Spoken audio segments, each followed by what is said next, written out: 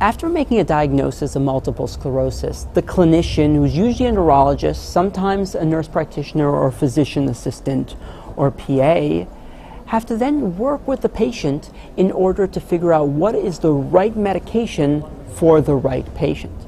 And in order to do that, we use this balancing act, really, of risks versus benefits. Now, until recently, that whole idea of risk versus benefits was really about the benefits of the medicine versus the risks of tolerability issues, so not of major safety issues. The self-injectables, the interferon betas, as well as glutaminyl acetate, while they may be self-injectables and that may be annoying for some patients, they have a very, very good long-term safety profile.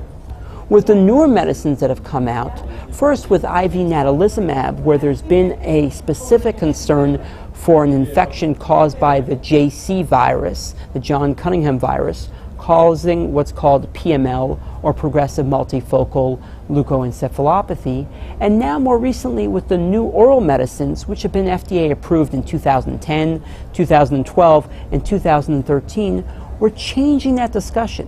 When we talk about the benefits, we're potentially having greater benefits in terms of efficacy. Not always, but usually. We're definitely having greater benefits in terms of the convenience of an oral administration or even an IV administration as opposed to a self-injection. But now when we're talking about the risks, we're not just talking about risks of tolerability, of flu-like side effects, of injection site reactions. Now we're talking about risks that have to do with safety risks.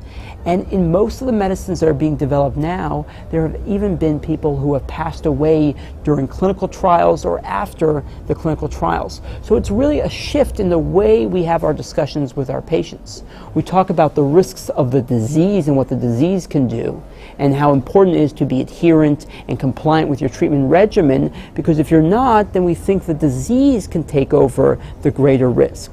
We have to balance that against the risks associated with the medications. And for each of the medicines, that's a little bit different risk that we're talking about.